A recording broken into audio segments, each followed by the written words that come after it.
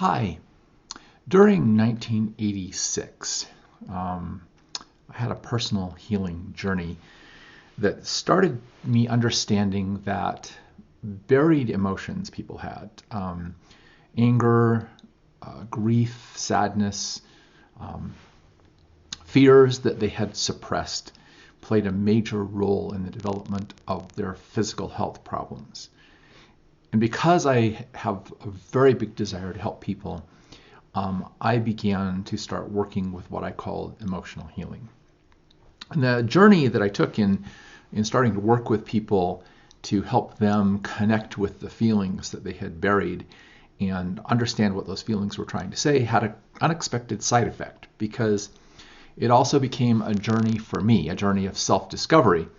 And one of the important things I learned was that certain beliefs that I had that were based in my own unresolved emotional needs were causing me to be attracted into situations and also attracted to certain people that reinforced those beliefs and reopened those wounds. And that these beliefs actually became self-fulfilling prophecies, leading you to believe that that's just the way the world is. So, for example, after a couple of failed marriages, with divorces that left me both emotionally and also financially devastated, I had an important awakening a couple of years after that.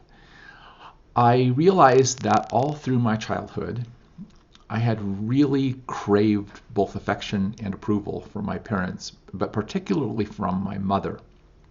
My mother was a very critical person. She was not just critical of me, she was critical of people in general. And the way I felt growing up was like I could do 99 things right and my mom would never notice or acknowledge it, and I could do one thing wrong and my mom would be all over it. And as a result, I had some self-esteem issues. And neither of my parents were very affectionate. They weren't really affectionate with each other. I remember not really seeing my parents sitting like next to each other, or putting their arms around each other on the couch, or holding hands, or even kissing, much less doing it with me. And I craved affection. I can remember being a teenager and just wishing, that my parents would just put their arm around me and say,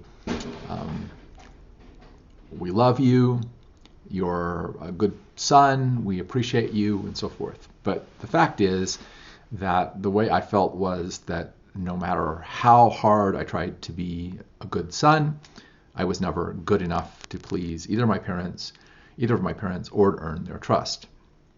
So, with that background, we fast forward to when I had this realization, and I realized that I was marrying women who were like my mother. They were not affectionate. They were not verbally encouraging or reinforcing. They tended to be very critical. And because, like my mother, they were very unhappy people.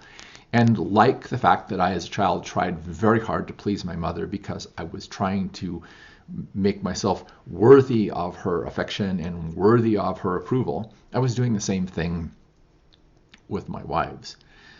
But what I realized is that my own inner belief was that I wasn't worthy of being talked to in that loving, appreciative way, or I wasn't worthy of the affection that I desired.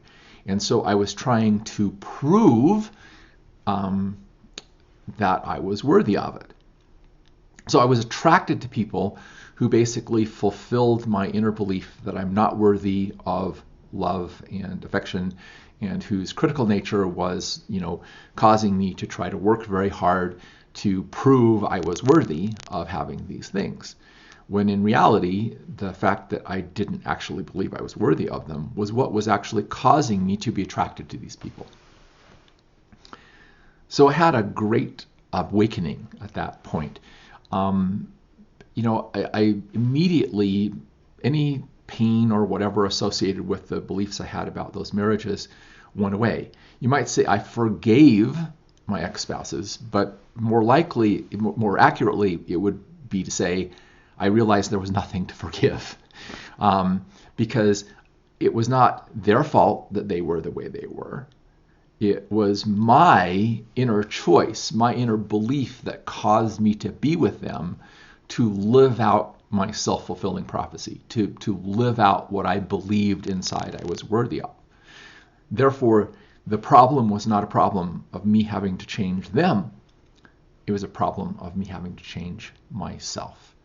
So I remember very clearly going into my bathroom, looking at myself in the mirror and saying, you deserve to be with someone who will be affectionate with you and who will be verbally positive and encouraging with you and be very kind to you.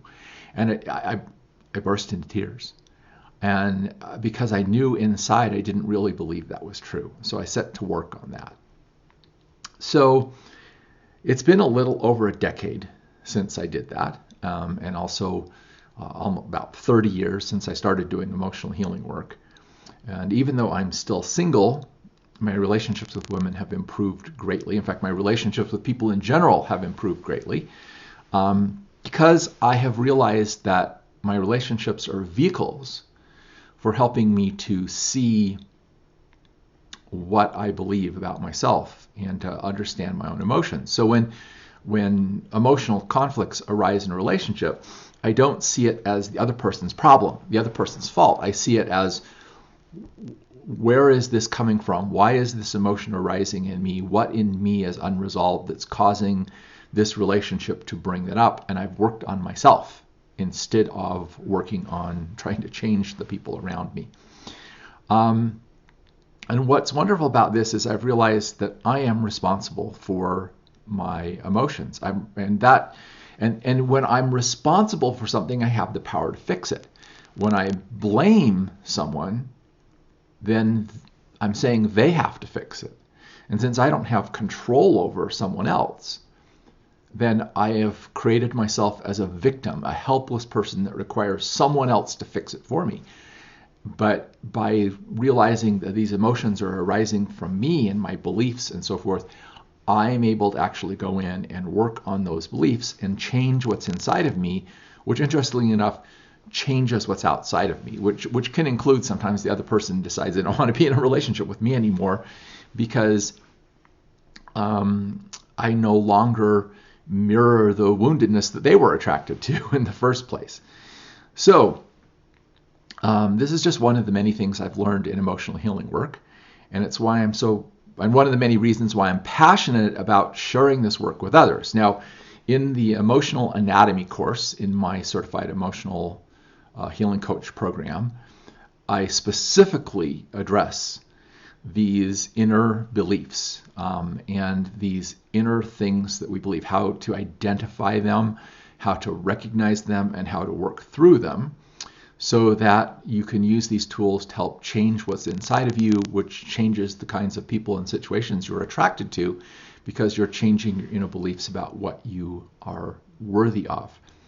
If you'd like to learn more, check out the links below this video, and I'll be happy to share information with you. Also, feel free to leave any comments you'd like below and subscribe to my channel. Thank you for watching.